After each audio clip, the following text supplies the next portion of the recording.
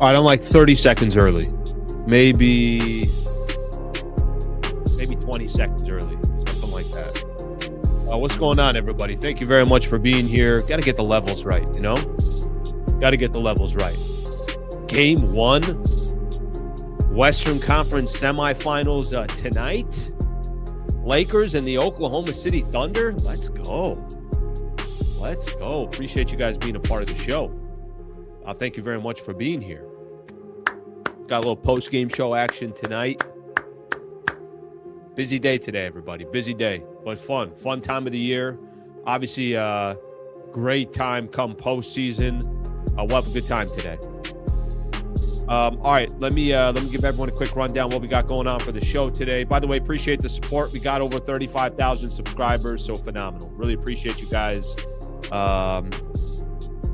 subscribing to the channel and helping grow the channel and everything else. So shout out to all of you guys here.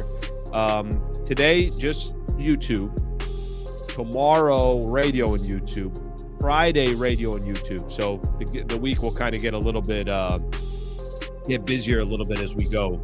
All right, let me give everyone a quick rundown of the show. I got some coffee this morning, just a nice black cup of coffee. Went to a place close by called Bird Rock Cafe. No, Bird Rock Coffee. Bird Rock Coffee. She's like, do you want anything in it? I'm like, no.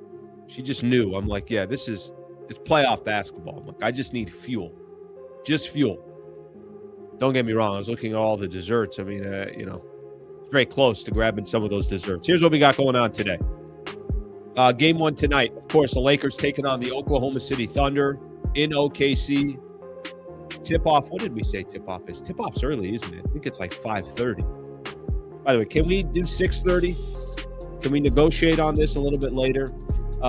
Lakers versus the Thunder, game 1 tonight at 5:30. Luka out, Williams out. We'll kind of talk a little bit about, obviously the significance of those two injuries. And I don't really think there's a timetable for either one of these guys. So we'll get a little bit into that. I got some sound from JJ Redick. Give everyone a quick idea, a couple of the pieces of sound I'm going to play. JJ Redick talking about the Oklahoma City Thunder. Ayton talking about being a part of the playoffs for the first time in a couple of years. LeBron on facing the Oklahoma City Thunder. That came out this morning on his podcast that he does with Mind the Game with Steve Nash. How do the Lakers steal game 1?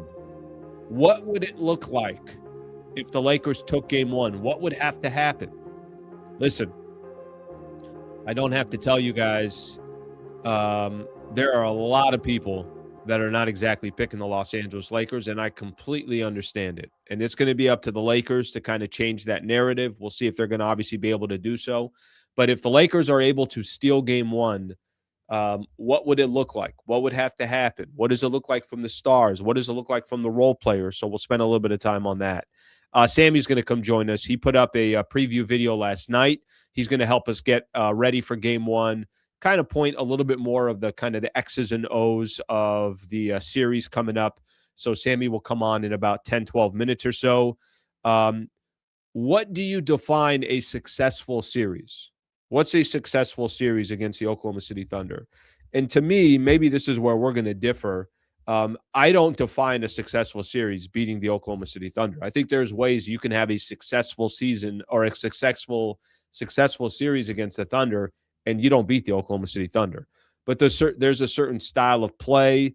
There's a certain competitiveness. There's certain players stepping up. There's a little bit of clarity maybe on some players out there. There's some fight. I think there's different ways to define a successful series. So we'll do that as well.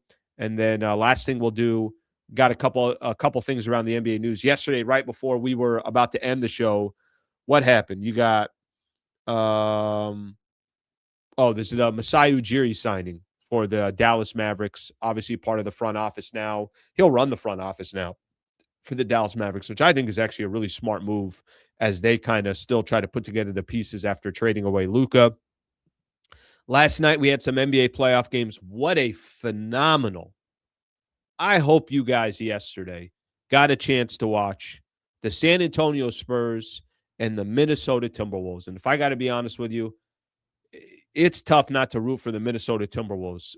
Anthony Edwards coming back from an injury. You know, those guys obviously fighting. What a great game 1 in the Western Conference semifinals between those two teams. So we'll talk a little bit about that, and then we'll call it a Tuesday morning, and then of course from there we'll start getting ready for the game tonight. Okay, let me take a look at a couple of the comments. Then we're going to get the show started. Thank you again for being here, and let's take a quick look at a couple of these. This series will determine if AR is long-term fit. OKC is the barometer. Interesting. I got to be honest with you. If you're basing this series, which is, it's an interesting take. If you're basing this series about the future of Austin Reaves with the Lakers, I don't think that goes into the favor of Austin Reaves. Because would you be surprised that the Oklahoma City Thunder defend Austin Reaves really, really well, especially with Luka Doncic not there?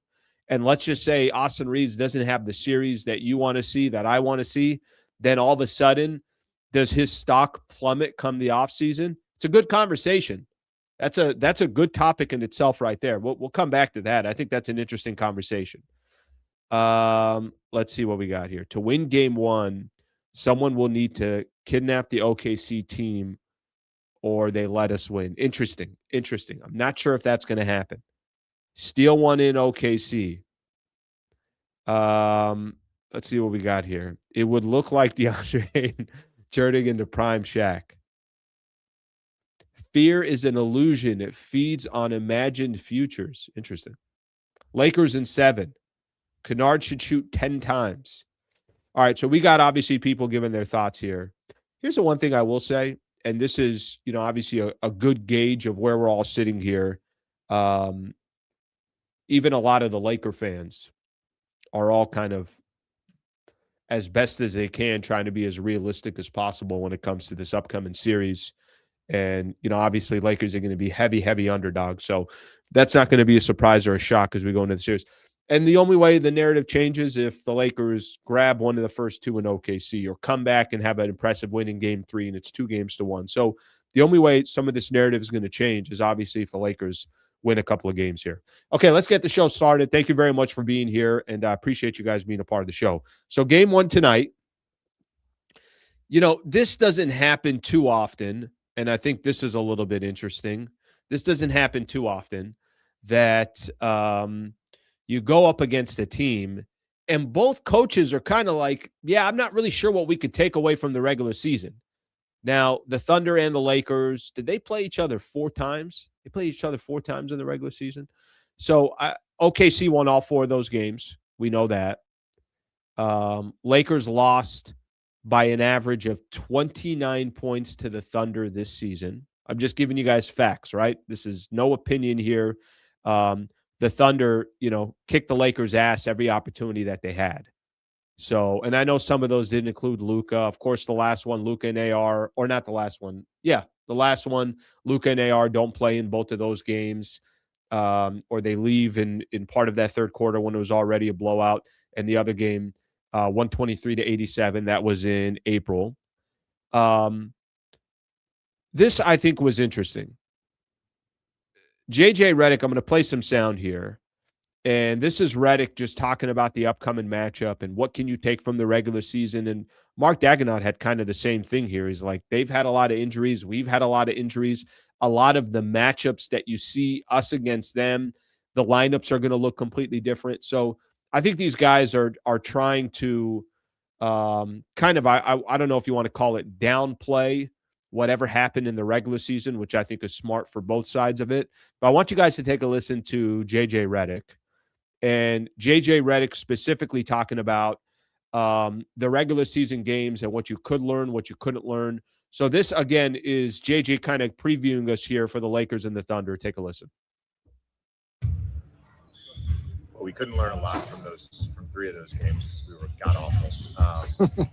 I think bigger picture, just a general thing with them is they're really good at runs.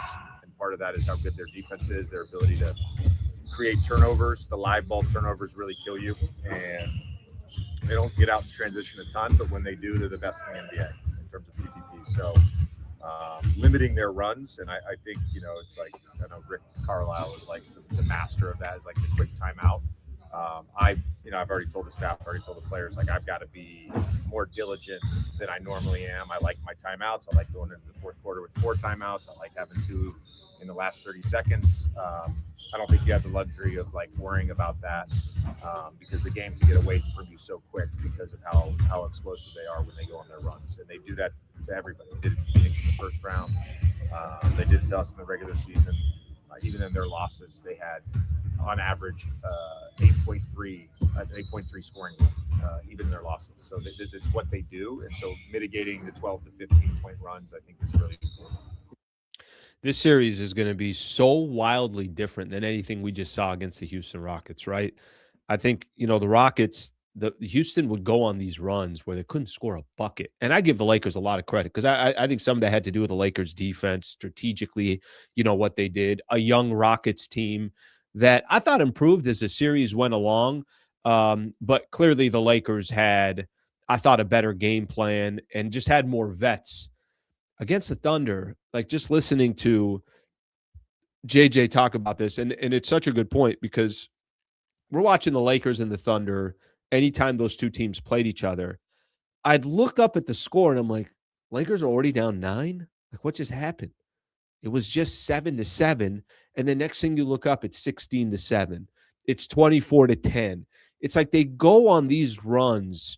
And here's the problem. The biggest problem with the Lakers, now that they have Austin Reaves back, they have a little bit more of a scoring punch. But the biggest problem with the Lakers is if you fall back 10 or 12 against the Thunder, especially early on, what's the offense that's going to get you? You're not going to have Luka to bail you out. Even if you had Luka, there's no guarantee Luka's going to be able to bail you out. But I thought that was interesting to just hear specifically, hear him talking about, obviously how the Oklahoma City Thunder, how they're going to have to strategize different. I got to use my timeouts better. I got to kill these runs instead of saving some of my timeouts. Just strategically for the Thunder, everything is different. There's another clip that I want to play here real quick, and this is going to be LeBron on Facing the Thunder. So this is on the Mind the Game podcast. Again, I want to get a couple of these clips in, and then obviously we'll get a chance to connect with Sammy. But I want to get a couple of these clips in now. And again, you have JJ Redick talking about the challenge of going up against the Oklahoma City Thunder. Here's the beautiful thing after today. Now we're going to actually have film. Now we're going to actually be able to kind of talk about this stretch, that run, what player did this, what player did that. Right now, it's just kind of observations from the regular season. Take a listen to LeBron on Facing the Thunder. Yeah, I mean, it's the same approach as last series. I mean, we're undermanned and we're the underdog, and we understand that. But it's even so you heighten that even more by like 5, because of their ability and what they bring to the table. They're one of the most historic basketball teams, offensively and defensively, that our league has seen. And they got one of the most efficient players in our league history, and probably is going to be the MVP again. So we have to. We cannot shortcut the details. In order for us to give ourselves a chance to win games, we cannot shortcut the details in the game plan. And we know we can't stop everything. It's impossible. They're that great. But if we can control the controllables, which is another one of not turning the ball over, because we know how great they are when it comes to pick sixes and how handsy they are and the athleticism and speed that they play with, then we can give ourselves a chance. And that's all you can ask for in the postseason is a chance to compete and compete to win games. All right, so I saw this. Lakers, obviously big underdogs against the Thunder. I don't think anybody's got to be reminded about that. Here's the ESPN experts go 12-0 in favor of OKC. Again, not a surprise or anything like that. The only one that I thought was probably interesting, McMenamin, was the only one to predict Thunder in 7. So he thinks it goes 7 games. I saw this as well. Tim Bontemps that the Lakers have a big man, or 2 anonymous scouts tell Tim Bontemps the following. Scout 1 says, I could see the Lakers only winning 1 game. The Thunder are bigger, and their bigs are so much better. Chad Holmgren, Isaiah Hartenstein against DeAndre Ayton and Jackson Hayes. That's such a mismatch. I don't know if that's the biggest mismatch. I think there's much worse mismatches in this series than the bigs, if I'm being honest with you. Scout 2 says they have all those perimeter defenders to give the Lakers trouble, and I already thought LeBron was slowing down as the Rockets series went along, and who's going to guard Shea? They have no one to do that. Well, apparently nobody in the league can guard Shea, so it's not just a Laker thing. I'm not really sure about the LeBron slowing down his final game in that series against the Rockets, 27 or 28, 8 and 7. I don't know if that's slowing down. That doesn't sound like slowing down to me in that Rocket series. The Lakers tonight are 15.5-point underdogs, according to DraftKings. It's the largest underdog spread for LeBron since the first game of the 2018 NBA Finals versus the Warriors, when the Cavs were 12.5-point underdogs. So as we get ready for this game, the narrative is already built. I'll tell you what the narrative is, and I think you guys already have a good idea of what it is. The narrative is the Lakers don't stand a chance. The narrative is the Oklahoma City Thunder are going to plow through the Lakers. The narrative is that, why should the Lakers even show up to work? That's kind of the narrative, right? Now, is it accurate? It could very well be accurate. If there's one team that, we obviously understand can handle business and handle work, and we've seen it happen against the Lakers, it's the Oklahoma City Thunder. So it's not like, some of this stuff coming out, or it's out of left field, or you could be heavy underdogs against the Houston Rockets going into a series and figure out a way to say, hey, let's make this a series, take it disrespectfully and everything else. I do think against the Oklahoma City Thunder, obviously that's different. That's a different conversation. It's a different narrative. They can back it up. They can back it up with their experience. They can back it up with saying we're the defending champs. They could back it up by having the best record in the NBA. They could back it up because Shea, like LeBron said, will probably win back-to-back MVPs. They can back everything up, which why, you walk into this series saying, all right, how can the Lakers figure out a way to make it a series? That's going to be the challenge for the Lakers. It's not trying to win the series in one game. It's not trying to, if there's no mind games involved, none of that stuff for the Lakers. It's literally, can you be in a game that you could potentially steal at some point? And maybe it wasn't because the Lakers were brilliant. It could be the Thunder taking their foot off the gas. It could be the Thunder kind of playing down to their competition. Now, they didn't do that against the Phoenix Suns, and maybe because Phoenix, it was a little bit different. You got Dylan Brooks running his mouth. Devin Booker is a phenomenal player. Maybe they knew against the Phoenix Suns, it's like, nah, we can't play with our food here. And they didn't. They won in 4 games, and Jalen Williams didn't play in 2 of those games. So the Oklahoma City Thunder, I don't think, took the Phoenix Suns lightly. They were rewarded by winning 4 straight games. For the Lakers, how much will they take the Lakers lightly? To be honest with you, I wouldn't be surprised if they take them lightly. Everybody's picking them to just go through the Lakers. Luka's not there. Reaves is trying to work his way back.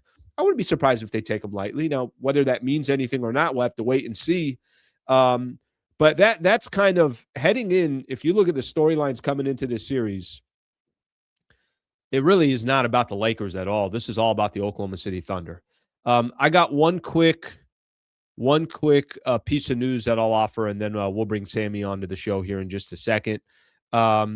We saw yesterday, so I don't think it's too much of a surprise here, but the scouting report did come out, and the Oklahoma City Thunder do have Thomas Sorber out, and they have Jalen Williams out. We have no idea how long Jalen Williams is going to be out, so just keep that one in mind. There was videos of Luka shooting at practice, but it literally was just Luka shooting at practice. He doesn't look like he's anywhere close to coming back. He's ruled out for game 1 as well. So from an injury perspective, no Luka tonight, no Jalen Williams tonight. I will read this. Mark Dagnott says that they will not release. I'll read his exact quote. He's progressing according to plan in regards to Jalen Williams. I would say in terms of a timeline, we're not going to release that. We will continue to let you guys know on a week-to-week basis. Today is 2 weeks that he's been out since the Phoenix Suns series, and he's been week to week. So we'll see if Jalen Williams makes an appearance at some point this series. I talked about this a little bit yesterday. They're now 1-1-1. I mean, for the first, I think, 5 games of the series, they play every other day. So that obviously won't benefit Luka. That won't benefit Jalen Williams. Probably benefits the Thunder more than it benefits the Lakers. So something to keep in mind there. All right, let's get Sammy into the mix here. Give him an opportunity to also kind of weigh in on this series coming up against the Oklahoma City Thunder. What's up, brother? How are you? It's game day, baby. Don't think we have your audio. Turn on my audio. Hold on, give me No a audio. second. Yeah. Take your time. No worries. By the way, it's a bad start. Check. There we go. I got you now. You got me. Okay. I was gonna say, that's a bad start for the Lakers. Like it's almost like they come on and it's a turnover in the first possession. No, maybe this is good karma. We're getting out of the way early in the morning. Getting it out of the system. It could be. Let me give you an equivalent. It's like them warming up. They're getting all their misses in, and then the game starts. Yeah, exactly. They're ready to go. I'm what's up, brother? How are you? Doing good, man. How about you? Good. I'm kind of painting the picture so far for the series, and it's not a surprise. Like I think, I don't think the Oklahoma City Thunder are really bulletin board material. I don't think they're going to say anything that's going to be crazy. I think they're going to give their mad props and respect and all that stuff. But man, it's really, really tough to find a storyline out there that has anything positive around the Lakers coming into this series. That's not a surprise, right? No, but it's a unique position for the Lakers to be in, because the Lakers, for being the Lakers, they're never playing the underdog role. Even when they're not as good as a team, they're never playing the underdog role, because it's the Lakers. Like the Cowboys or the Yankees, every time they do something, they lose a game, it's like the world's ending. When they win, everything's on top. So it is kind of a unique situation that the Lakers are playing good basketball. They're coming into this Oklahoma City series. No Luka right now, so no one's expecting much.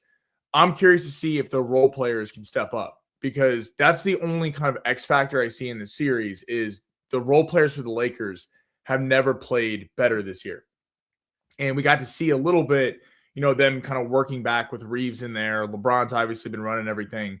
So I'm kind of excited that the Lakers play an underdog role. And I think sometimes you can glean off that a little bit, because the Lakers are they're rarely in that position. Here's what I think. Again, I mean, there's a reason why the Oklahoma City Thunder are the defending champs. Like, I got nothing but respect for the Oklahoma City Thunder. The way they run their organization, the way Sam Presti's doing his thing. When they hired Mark Daganot, it's like, who? And again, like another person that like came through their system. I mean, for the love of God, when the Clippers didn't make the playoffs, there was another pick from the trade of Paul George that's still going to the Oklahoma City Thunder. So we'll put all that to the side for a second. Lakers were heavy underdogs coming in against the Rockets. Now, we didn't know KD was going to miss 5 or 6 games. I do think if we knew Kevin Durant wasn't going to be there, then everything would have changed. Their predictions would have been different and all that. But I agree. I think the Lakers kind of used we're the underdogs, nobody's picking us, and they use that to their advantage in the series against the Rockets. The problem with OKC, it's like just trying to find a path here.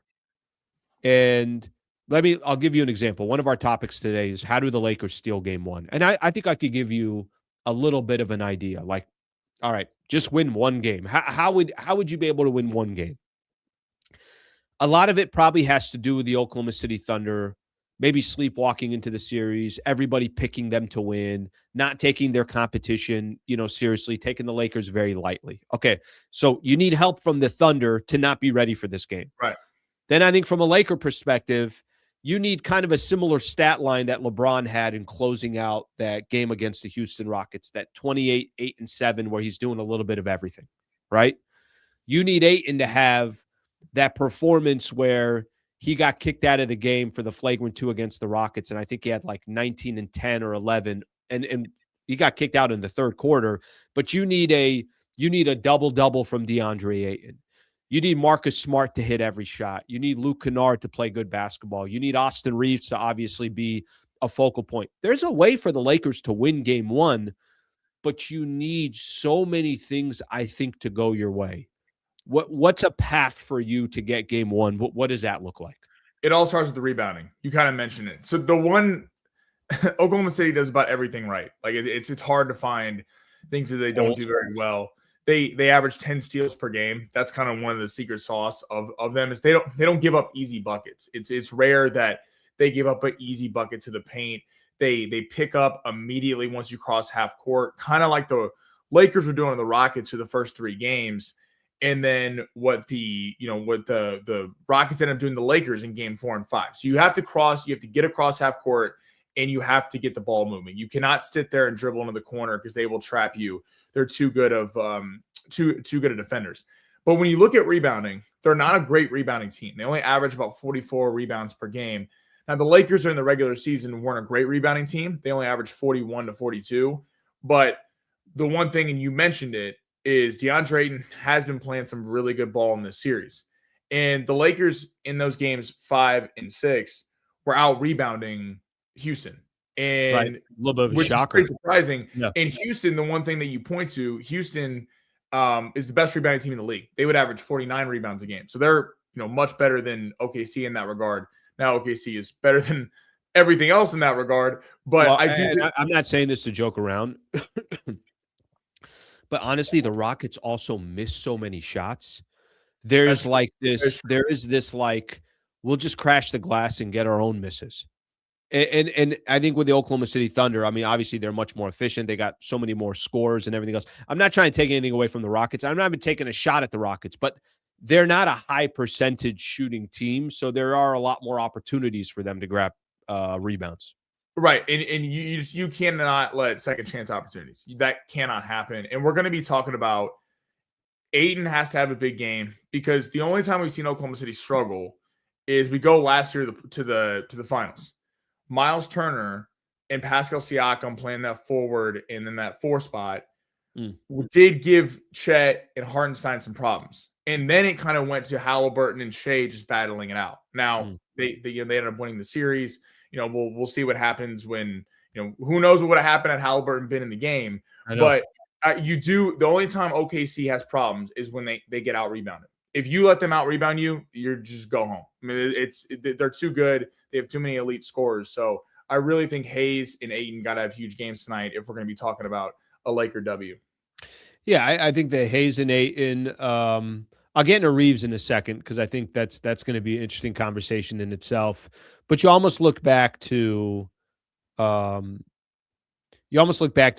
first couple of games with the Rockets, and Marcus Smart was unbelievable. Luke Kennard, I think, in the first couple of games averaged 25. I think he had a 27 and he had a 23, so he averaged.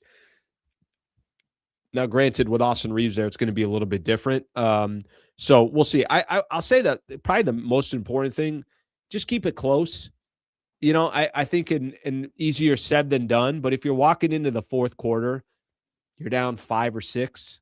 All right, just stay within striking distance.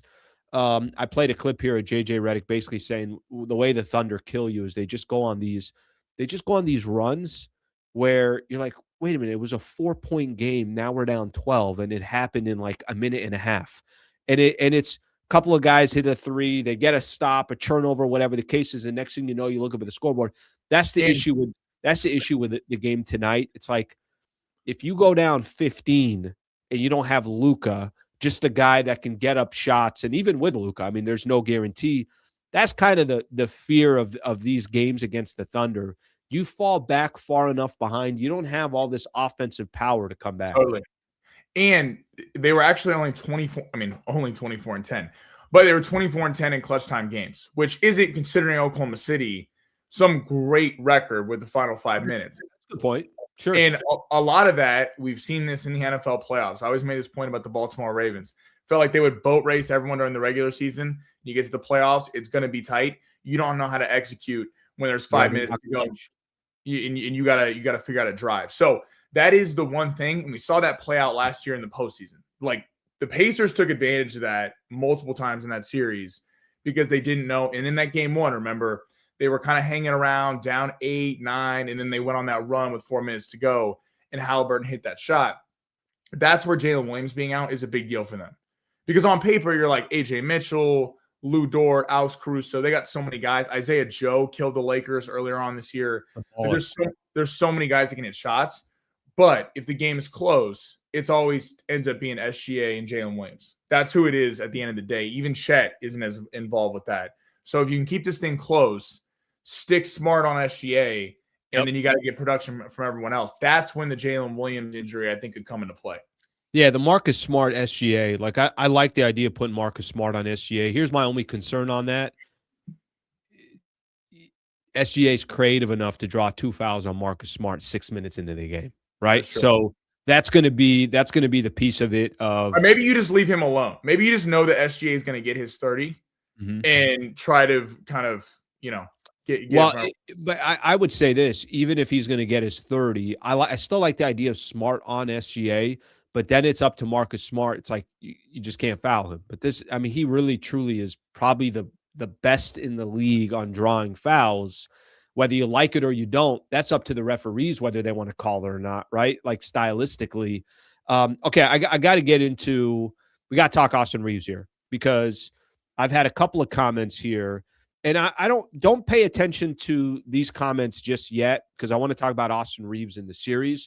But here, I want you to look at these two comments. One says this series would determine if AR is long-term fit. OKC is the barometer. Okay, that's one. And then here's the other one. Let me see if I could find it. Judging Reaves in a series against OKC is pure stupidity. If some of the best players in the league struggle, what is Reaves supposed to do? And I think it's a great conversation, by the way, because I could look at it both ways. What's a good series for Austin Reaves against Oklahoma City Thunder? Let's not talk about winning the series. What's a good series for Austin Reaves against the Oklahoma City Thunder where you can walk away and say, okay, hey, that was a good playoff performance from Austin Reaves? Paint that picture for me. You don't even have to give numbers. Just paint the picture. It's got to be that at some point in this series, Austin Reaves is going off and Oklahoma City is changing their defensive game plan to where they're, Lou Dort and Alex Caruso aren't working. Because so many of the times they just stick those guys on them, they're kind of fringe role players and let them go after and take the best player. And then SGA and Jalen Williams, when he's there, get to do whatever they want. Sure. Save their energy. At some point, there needs to be a moment in the series where Austin Reaves is cooking them to where they got to switch SGA on him or Jalen Williams. And Jalen Williams has to become more of a defender. I know he's not playing tonight, but if he comes back in the series, has to become more of a defender and playing on defense. I agree as an Austin Reaves fan, someone who's always defended him, it is a big series because historically we've actually seen when he has been the one guard at the top when Luka's out. Kind of the focal point, the person orchestrating. He's been great. That's when he's been at his best. The problem is you're going to end up playing with Luka, but yes, I know what you're saying. So Reaves has to, whatever it is, be a big time factor in the series. He has to be scoring high 20s, early 30s. Him and LeBron have to go off, and he has to carry. We're going to figure out the most when LeBron goes to the bench, because can Reaves carry those minutes by himself? Because that was the few problems in the Rockets series in that game 4 and 5 is LeBron went to the bench. There wasn't much initiating the offense. We know they're going to trap after the half court, but he has to be able to break that because he's a good enough ball handler to get through this. It's a big series for Austin Reaves. But I do think he's going to show up in this one. You know what's funny, man? I disagree, and I'm not even the big Reaves fan. Like, I think Reaves has his value. I do question. Of course, I question. Hey, can you build a championship contender around Reaves and Luka and those resources? And that's kind of your backcourt and how much money is going to go there. Of course, I question that, and especially looking at today's NBA and just watching the San Antonios of the world, even Minnesota, and obviously put OKC into that mix. But I have a difficult time saying, Reaves, go drop 28 against the Oklahoma City Thunder without Luka Doncic. They get to put even more attention towards you. I almost think that's unfair to Austin Reaves. And I think a lot of people will disagree with that because, like you just said, like, you're the biggest Reaves fan and you think it's that important of a series. I don't think it's kind of fair for Austin Reaves. Their game plan, I'm sure, is going to be take Reaves out of the game. Right. And they have the personnel to do it. They have the guys to make it happen. They are athletic. They are this, they are that. So let's just say Reaves doesn't have a good series. So does that mean then what? He loses his value in the summer? No, I don't. I actually don't think there's much loss outside of him playing awful and the Lakers getting boat raced in every game. Which could happen. But if they lose in 5 games, I think people are going to go, okay, didn't have Luka Doncic, play the defending champs, you got a game. let's reset this thing and get some 3-and-D wing defenders in the offseason. But Reaves is going to be paid to be Jalen Williams. That's what he's going to be, because LeBron will either be taking a pay cut, becoming, making less money, or he'll go somewhere else. So it is kind of a big series because you look at it as Jalen Williams, we've seen by himself take over games and SGA's out. So if that's what we're expecting from Austin Reaves, I believe he can be that guy. I'm a big Reaves fan. I think Reaves gets really disrespected in some of these conversations. But if Reaves does have a terrible series and they're allowing Alex Caruso and Lou Dort to lock him up, sure, then it becomes those are good defenders. And look, that's why I think. But there's a few different ways to look at it. I think the Thunder is a terrible barometer for Austin Reaves. But if that's the defending champs, then, and if the goal is to compete for a championship, then maybe it's the right way to, obviously to look at Austin Reaves. I guess I just don't have the most confidence that this is the series to say, hey, Austin Reaves is going to be defined in a series like this. Here's what I will say. He's got to do his job. What he can't have is this colossal failure of a series, like you just said. Right. He shoots 5 of 18 from the field. He's forcing shots. The ball's not moving. He's not getting enough assists. I think he can't do that. But if you told me that, all right, the guy's putting up 18 to 20 a night, he's got about 6 assists, the ball is moving. Because here's how the Lakers are not going to win. They're not going to win because Austin Reaves decided to go ISO and get his numbers against the Thunder. No. The only shot they got is like Reaves is just one of the guys. Like LeBron has a brilliant way of being one of the guys, but the best player on the floor, right? Yeah. Listen, he's one of the greatest to ever do it. So nobody's putting them in that category. But if Austin Reaves can be one of the guys and I'm making the right pass and I'm making the right read and I'm passing when I need to and I'm being aggressive when I need to, I think for me, it's more watching Reaves in that role.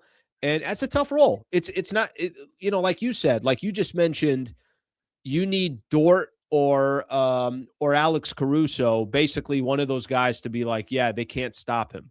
Those dudes stop 85% of the players in the league. So it's like, to them, seeing Austin Reaves is nothing crazy compared to when they have to guard Anthony Edwards or some of these other guys. when he makes his money. Because I believe he could be that. I believe Austin Reaves can be a star in this league. I think he is a star, and I think he can be a number 2 option. I get it. A lot of people don't. A lot of people look at him and go, he's been inconsistent in the postseason, and very fair. The last great postseason performance were, going back to the Memphis Grizzlies series years ago when he kind of took that over. But, he was the 3rd, 4th option on that team. But if you, if you want to show it against the best, if you want to get paid like the best, then I don't want to hear about Lou Dort. I don't want to hear about Alex Caruso. Like you have to match SGA or when Jalen Williams is back, his production. Not that you're, again, winning the game, but you got to keep this thing close to where he can, show what he is as running a point in this series. So I think he can do it. I'm excited, but it's whether it's fair or not, it's going to be judged as a barometer. Yeah, well, I like you saying that because I think if, it's funny. I'm giving outs to Austin Reaves, and I would almost expect that those outs coming from you because of how much you like Austin Reaves, right? And again, it's not that I don't like Austin Reaves, but I have my doubts that, and not I have my doubts that Austin Reaves is a good player. I just have my doubts that you're putting together a championship team with him as your second best player. I think Austin Reaves, no question about it, can be the 3rd best player on a championship team. Yeah, of course. I do believe that. But you got to obviously put together the right roster. Okay, so now we have an idea a little bit of what we're thinking about for Austin Reaves in this series. Let's kind of jump around a little bit, and I'll propose this question to everybody. What defines a successful series? Lakers and the Oklahoma City Thunder. So if you're a Laker fan out there, listen, not a lot of people are obviously going to be picking the Lakers against the Thunder. I still think you can have a successful season and a successful series with your season ending against the Oklahoma City Thunder. to you, what kind of defines a successful series? If Luka doesn't come back, I think you got to get a win, maybe 2. I think if people looked at, if you lost to the Thunder in 6 games, people will go, oh wow, like people would give you a lot of props, and I think be really excited heading into next year for the Lakers. People will go, no Luka, you're able to win a game or 2. The roster is going to get better. They're looking at Peyton Watson in the offseason, a couple bigs. Like there are some things with the series. But then, right, if they get boat race in every game and it's not even close, then you see the talent and gap disparity between the Lakers and the Thunder, even if Luka's not there. But I think it's 5 games, 6. I think you'd feel really good. And I hate saying that you're talking about losing a series feeling good. Like this is the Lakers. There's no second place trophies. But considering the injuries, considering what this team went through this year and how I really feel like the team's going to get better in the offseason, I think 6 games, people would be really feeling good about this team moving forward. Yeah, it's interesting. I think here are the things that I think will define a good series. Some of them are very simple stuff, right? That the Lakers just, for this entire series, just play tough, right? Play hard, even if you're getting your ass kicked. Like, I think there's a little bit of, I don't think JJ Redick's going to let these guys just, play awful, play terrible, let go of the rope. Doesn't mean they can't be losing by double digits, but it's like, have some pride when you play in this series. Know that you're taking on the defending champs, and know that, I think that's one of the reasons why I'm excited about watching the Lakers versus the Thunder. If you want to see what it looks like, and this isn't even just the players and the coaching staff, if you want to see what it takes to win an NBA championship and to get banner number 18, right? You get to watch the team right in front of you night in and night out that have kind of ran circles around everybody, and whose front office has definitely ran circles around everybody. I think what, to me, would define a successful series, you got dudes playing hard. You got dudes playing tough. Like you said, you got a couple of these games that are close at the end that could have gone either way. I mean, if you took 2 games against the Thunder, mad respect to the Lakers for taking it to 6 games. Even if you took 1, but some of these games are competitive. Like, go out with a little bit of dignity is what I would say. And I get what you're saying about the whole, yeah, but this is the Lakers, this is that.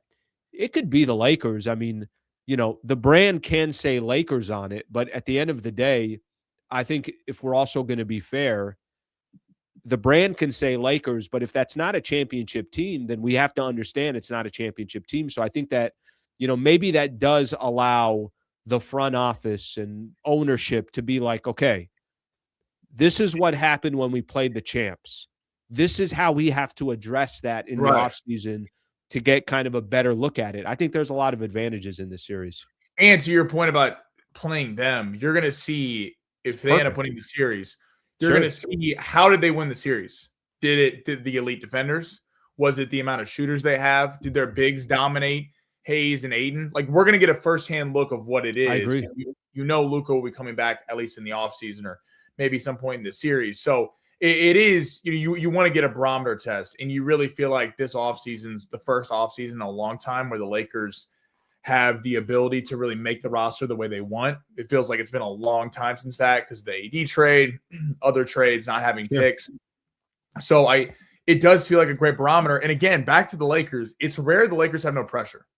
Like it's rare that the Lakers are walking into a series and they're like, see what you can do. Zero pressure. Sure. So it is kind of a fun. They went into it against Houston, completely different beast with Oklahoma City, but I'm excited for tonight. Okay. Final one on Lake Show, and then I want to get into a couple NBA type of stuff. I know it's the coach, but what do you want to see from Redick? That's a good question. I think he proved a lot winning the Houston series, personally, like being able to, sorry, my voice is going out. I was yelling at the Derby in Vegas all weekend, but JJ Redick in game 6, I think really showed a lot considering that Houston made adjustments in games 4 and 5 and came back and won the series. So I give him a lot of props, but can I just say this in game 6 too? They didn't even, like, there was this were stepping on their effing throats, and that's it. And like, I think it started with JJ, obviously rubbed off on a lot of the players, and Houston had no shot in game 6. And I do think that was a kind of a great milestone for JJ Redick. It was a great kind of, I'm going to have my guys ready. We're going to win. One of my favorite things, and I used to, you see this with some of the other kind of great coaches out there. Again, nobody's saying that JJ Redick's a great coach, but one of the things I love is like when a team's up 20 and there's a couple of bad possessions and the head coach calls a timeout and is, when JJ's doing his whole cursing to nobody thing and you just see him on the sideline, it's like, I love that, because it's like, it doesn't matter what the score is. Are we playing the right way? Are we not playing the right way? And it does make me think of, like, again, he's not the only coach to do that, but there's a little bit of like, are we, I'm trying to bury a team. I don't care what the score is, but I thought that was obviously not just them barely getting by the Rockets in game 6. They buried the Rockets. And you go back to that, even there was like 5-6 minutes left in that game 6. I mean, it was all wrapped up. The Lakers are going to win. And I forgot who hit a 3, but he called a timeout and was cursing out. Like, I love that. Like, he's like, no, we're playing till the end. We're going to, like, win this game in an impressive fashion. I think he showed a lot. There's not a ton of pressure on JJ in this series, but is there some point where you can throw a game plan out there? Because playing a zone against Oklahoma City doesn't work. Playing a zone against Houston at times can work because they have no shooters, and they just, Ahmed Thompson was bricking shots left and right. And they're so young. They make so many mistakes. And like the Houston Rockets, I mean, a lot of the series we walked away from, it's like, they got a long way to go. They got talent. Like, I like some of their young guys. I really do. But nothing seemed like it was connected. That ain't the Thunder. So, I want to see, is there something they can do? Is there a matchup zone? Is there some wrinkle you can throw at Oklahoma City that can limit them? Because this is all, the Lakers can have all the quotes they want. Laravia is saying that they're not scared. They respect them. You got to go at them. But let's be frank. I don't want Laravia saying that. I mean, I thought that too. Not right now, Jake. Not right now, man. Relax. You didn't even have the greatest series against Houston, but that's pretty funny. Like, they got their ass kicked all 4 games here. I mean, it wasn't even close outside of game 2. Kind of, it was a 9-point loss, but still a 9-point loss. Like, they got to prove it to themselves that they can hang in these games, and it's really going to come early in this game, because you mentioned it earlier. Oklahoma City boat races so many teams from the jump, where it's the tip off and it's a 10-point game. You look up and you're like constantly playing from behind. It would be nice to see the Lakers and JJ come out with a game plan where they're kind of leading in the game and making them have to come from behind and see if the Lakers can hold on. Love the of everyone. It's like, just Jake, hold on to some of those quotes there. Let's let somebody else. If you want to say something, pass that note to Marcus Smart. Let Marcus Smart say it. The disrespect. Do you feel like some of the fringe guys on the bench are just trying to get a quote out there? It's like, hey, I'm going to get my name in the media. I don't even think he's intentionally doing anything. I think the man is really trying to just do the right thing and say the right thing, but, obviously not exactly the best playoff run for him. Okay, final one I got, and appreciate you coming on the show, buddy. Thank you, bro, for having me. Did you watch little San Antonio, Minnesota yesterday? I did. What a game, brother! That was a phenomenal game. Like, that was. I like too. It was kind of a dogfight. It was not easy to get a bucket. Every bucket was magnified. San Antonio coming all the way back. Wemby having 12 blocks. Playoff Minnesota almost choking the game, but who cares? They won the game. Like, at the end of the day, it says 1-0 Minnesota. I mean, how the hell they got there, it doesn't matter. They got there. Ant coming back and saying, I'm going to play in this game when nobody thought he was going to. Yeah. Last night might have been the best playoff game we've watched so far. Now, I'm not talking about the beauty of the game. I'm just talking about kind of the dogfight of getting a win. It is. You take maybe you can apply this to tonight. Maybe I'll be eating my words and Lakers get blown out and we don't know what happens. Yeah. But to your point about the dogfight, you do kind of take the pretty out from the regular season where it's all finesse. And I mean, the Spurs got beat up last night by a shorthanded Minnesota team.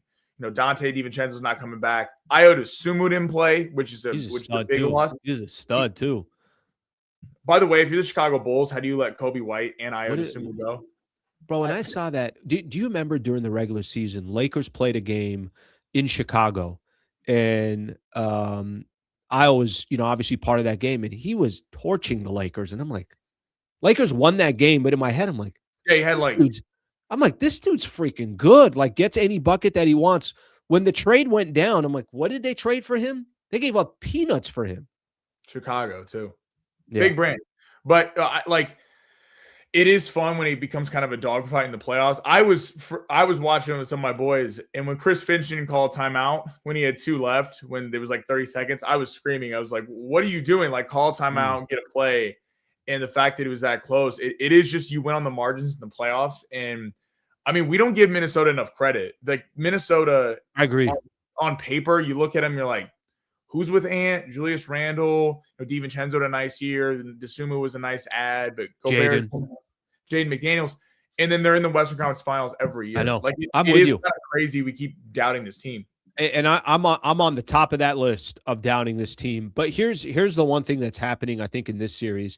And it kind of dawned on me when the game started yesterday. I'm like, hold up here. Like, Minnesota's got crazy amount of experience together. Like, 3 years together is a lot in the NBA, just because we see everybody flipping and things change all the time. I'm like, the Timberwolves, wait, why can't they hang in this series? And you're just kind of watching the game as it developed. And I'm like, yeah, no, they definitely they can definitely hang with the San Antonio Spurs. I heard you on you and Schaefer yesterday. You picked the winner of the Eastern Conference. You said Detroit. Do you think the Knicks are this good, or you think they boat race Philly because of the first game coming off an emotional win? I can't explain this to you. I really can't. I don't know what it is, but I don't want to see the Knicks win. And I have zero ties to any of this. So like last night when New York's going to be on fire if they go to the finals. But last night, or yesterday, we're picking Sammy's talking about the radio show I do in San Diego, 3 to 6.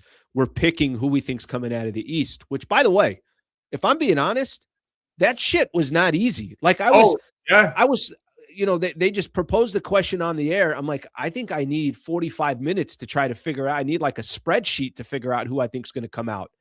Knicks have the most talent, no question about it, period. They have a tendency to choke. I don't even think I picked the Pistons, but I think I picked it just because I didn't want to pick the Knicks. I'd love to see Philly do it, but to be honest with you, and I think yesterday's loss was just a scheduled loss for the Philadelphia 76ers. I think it was a scheduled loss, but I think there's a little bit, the most talent that's out there left in the Eastern Conference is the Knicks. Like the Knicks should be in the NBA Finals. So it's the best way I can put it. I do think the East is such a fun, like when you look at it, because all 4 teams have flaws. Like the Knicks, you look at, even though they've won 3 straight games by 30 plus points, is Karl-Anthony Towns a 2 they can get to the NBA Finals? And then you look at the Sixers. Can Embiid stay healthy? They don't play a lot of defense, but they have a lot of scores. Can they get there? They don't play through Maxey enough. They do not play through Maxey enough. That dude is such underrated a player in the league. He does not get enough respect because he plays with Embiid. If they played through him, they would be better. Then you look at the Cavs. Like the Cavs, Mitchell and Harden, 2 guys who have never won in the postseason, teaming up. Or is this the year? And then Detroit is the toughest team probably left in the entire field, but they don't have shooters. So it's a fun. It kind of feels like if Detroit gets New York, they'll go to the finals. If Philly gets Detroit, Philly shooters probably too good. It feels like all these matchups are kind of, there's someone that doesn't work for them. Nick should be in the finals. So if you want me to take away my makes no sense why I'm hating on I have no idea why. I have no idea. I think it's, what I think I'll tell you the moment that it caught me. Every time I think of the Knicks, I think of that series when, they were up against like Atlanta or something like that. Trae Young. I know exactly where you're going. And they won a couple of games. They won 1 game. They won game 2. In Madison Square Garden, I'm like, guys, have some respect for yourself. What are you guys doing out here? I mean, they were celebrating like they won 3 chips in a row. I couldn't understand what was going on. I'm like, this is the most pathetic thing I've ever seen from a franchise where I get it. Listen, the Knicks, do you know the last time the Knicks won an NBA championship? Like you don't even have to give me the year. Do you want to know who was on that team? Give us the 1 through 10. Phil Jackson was on that team as a player. That's the last time they won a championship. Think about that. Most people, there's probably people in the chat said, I have no idea Phil Jackson ever played for the New York Knicks. There are people that probably like, I had no idea Phil Jackson was a player in the NBA. Phil Jackson was a player on the New York Knicks. I want to say it was in the early 70s. That's the last time they won a championship.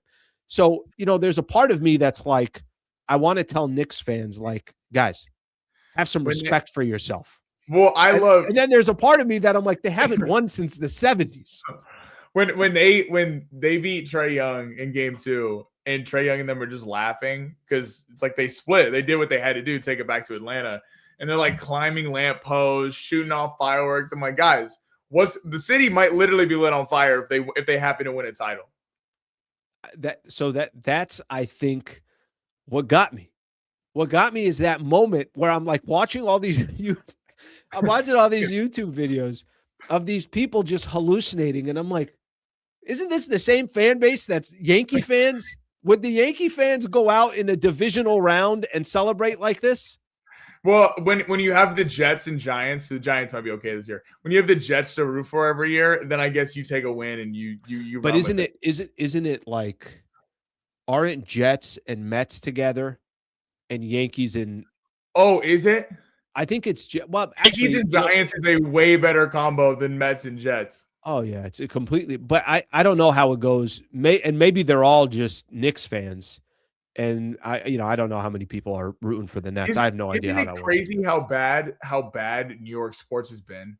Like, you think, like, New York, the biggest city in the world, most populated city in the world. The Jets have been awful for decades. Mark Sanchez was the one. Now, Giants had a run for a while. I mean, the Giants were phenomenal for a handful of years. Giants were good with the Eli days, but the Islanders are terrible. The Rangers haven't missed. Yankees haven't won since 2009, I think. Right. The Mets are the Mets. Yeah. And then you get the Knicks and the Nets. Yeah. All right. Well, I didn't know the conversation we were gonna weave Trae Young back into the mix here. But they definitely have the most of all the teams left in the East. They should come out of the Eastern Conference. And if they don't, then I'd love to see Pistons come out. But I also know that the Cavs, I think, have played the Pistons well. And I'm not even like the whole Donovan Mitchell and James Harden. They win that series if Evan Mobley's a stud, if Jared Allen's a stud, like some of these other guys. Like, they need those other ancillary pieces to be studs. Who's the this year's Tyrese Halliburton or Trae Young or Reggie Miller for the Knicks? Against the Knicks you're talking about? Yeah, against the Knicks. It has to be Tyrese Maxey. It has to be. I like Maxey or Cunningham if they play the Pistons or Cade. I'm with you. But the whole and we'll get off of it after this. The whole thing about the way the Sixers, they force too much on Embiid. Let that ball move a little bit. Let Maxey get his touches. They got talent. Like, there's real talent on that team. They isolate too much. All right, buddy. Good stuff, Sammy. Thank you for coming on. Great stuff. I will you got a preview video out now. And then obviously as we get ready for game 2, you'll have a preview video out. What is it, tomorrow night? Yeah, because they play every other night. Okay, buddy. Thank you for coming on. Just Laker W. All right, Sammy. We'll see you, brother. Sammy Long right there. Good stuff from Sammy. Yeah, I don't know what the hell to tell you guys. There's no method to my madness here. I have no reason why. Well, I kind of explained it the best that I could. That's the best way that I can properly explain some of my thoughts on the New York Knicks. I mean, they got a squad. I mean, they're 1 through 5. I think OG Anunoby is one of the more underrated players in the NBA. They got guys that understand their role. Who else is on there? McBride's a stud. Jose Alvarado's a good player. Mitchell Robinson. Like, they got guys.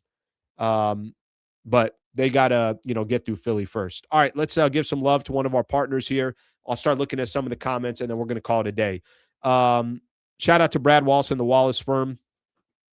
Always enjoy talking about them. I know, not everybody needs an injury attorney, so obviously this is more just whenever something happens. I hope nothing does happen, but a serious injury, wrongful death case, know that you got the best in the business that's representing this channel and can represent you. WallaceWins.com/Sliwa. That's the website, WallaceWins.com/Sliwa. If you go to that website, get an absolutely free consultation. Brad Wallace and his team are happy to help you. They can help anybody in the state of California. Their reputation is as good as it gets. Insurance companies know that if Brad Wallace and his team are on the case, that's probably not good for the insurance companies because they're going to do everything they can for their clients. The website, WallaceWins.com/Sliwa, WallaceWins.com/Sliwa. Shout out to Brad Wallace and the Wallace Firm for being phenomenal partners here now for a handful of years. And I've known them, obviously, since my days on radio. Okay, let me pump through some supers here that I haven't got a chance to get to. Then we'll do some NBA stories, and then we'll get out of here, even though I think Sammy and I just kind of broke down most of my NBA news stuff. But at least I'll get to some of your guys' comments, and then we can go from there. Let's take a look at what we got here. Let's see what the people are saying. What are the people saying? All right, let me see if I get to some of these supers. Ant-Man comes back while Luka is still injured. Yeah, I mean, I got a difficult time trying to talk about other people's injuries and saying, well, you know what, he should be healthy enough and come back. That was one of the toughest things when I used to cover when AD was on the team. And people would be like, Slee, AD is too soft, this, that. How do you want me to judge somebody's tolerance? We'll tell you, Anthony Edwards, he's a freaking stud for coming back that quick. He did his post-game interview yesterday, and they're interviewing him. The team comes back. You came back, and nobody thought you were going to play. He's like, I got to box out better. I almost cost us that game. I got to at least be able to do my job from that perspective. Ant's a stud. Easy dude to root for. Easy dude to root for. Let's get a couple more in here. Slee, when you going to give Big Zesty his props for carrying the Knicks? Shout JJ Industries, Jordan #1, Kobe #2, all-time LeBron. Oh, my God. You guys are unfreaking believable. Unbelievable. Thank you for the super. I appreciate you with the super. The LeBron hate, man, you just gotta. I don't pay any attention to it. I'm done with all that. I'll give the Knicks credit, but I'll give the Knicks credit for winning the series. I'll give the Knicks credit for getting to the NBA Finals. I'm not going to give the Knicks credit for winning one game in the Eastern Conference semifinals. Boston's out. They got a squad. They should be in the NBA Finals. We'll see if they get there. Let's get another one in here. No Luka Lakers will win convincingly. The ball movement and defense so much better. Luka being out is a blessing for LA. No shot jacket. Yeah, I've heard this take before. I don't know if you'll feel that way by the time the game is over or by the time the series is over, but if the Lakers are going to make real noise in the postseason, got to have Luka there. If Lakers are going to try to win an NBA championship, got to have Luka there. So you could look at it any way that you want. I get what you're trying to say with, hey, the ball moves better. There's more of a flow. It's harder to defend. Luka's a top 3 player in the league. So, Nick, no, I don't think the Lakers are better off without Luka. All right, let's couple more comments in here. Keep looking. Any more supers left, or we hit them? One more super here. Sweep Caruso, only way to beat OKC. Yeah, ain't going to be easy. Let's put it that way. Not going to be easy. All right, let me get a couple final comments in here, and let me do NBA stories here real quick. So the only thing I got in the NBA, obviously, we talked a little bit about it. Knicks blow out the Sixers 137-98. Jalen Brunson, 35.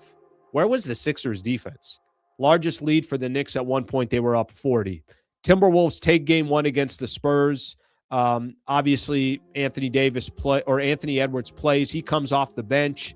Wemby had a triple-double, but look at his stat line. Just 11 points, 5 of 17 from the field. Did have 15 rebounds and 12 blocks. And ended up with 11 points in the fourth quarter. Wemby recorded the most blocks ever in an NBA playoff game since blocks were recorded. By the way, how about Champagne getting that final look. I thought that was going in. They didn't call timeout. I don't really know what the Minnesota Timberwolves were doing towards the last couple of minutes of that game, but they were trying to hold on they were holding on for dear life to get that W. A couple games tonight. Can I ask everybody a question? Why is the game so early tonight, 5:30? What are we doing here? Make it 6? Cavs and Pistons are at 4. Lakers and Thunder are at 5:30. What are we doing here? What are we doing here? Go 4:36. Even 6:30 is the right time for Lakers Thunder. It's only 2 games. Let this thing kind of go a little bit here. Okay, and then Eric's got it on here. Why are they overlapping games in the second round? I'm with you. Don't you want to maximize your viewing experience there? All right, I think that's all we got for today. Any other final last comments we're going to get in before we call it a day here? I did think this stuff about Austin Reaves is going to be interesting as this series goes on. Let's see what else we have here. Inexperienced shot at the end. Wemby was pissed he didn't get the ball. I don't know. I don't think Wemby was kind of sprinting up the floor. Looked a little tired there at the end.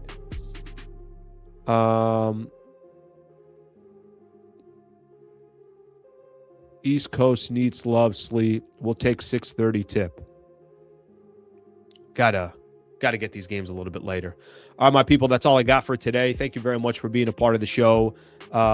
Really, really fun spending some time with you guys, obviously, today. Lakers get a chance to start the Western Conference semifinals tonight. Tip-offs at 5:30, like we mentioned. Expect post-game 8:30, 9 at the latest. A lot of this just depends on how much I'm consuming post-game to, obviously be properly prepared for the post-game show. But we'll be ready to go. Thank you for being a part of the show today. Thank you for getting us over 35,000 subscribers. Shout out to Sammy for being a part of the show. Thank you to our sponsors, Brad Wallace and the Wallace Firm, and of course, Harris Resort SoCal. Hope you guys have a great rest of your day. I'll see you guys tonight at 8:30 or 9. Thank you, everybody.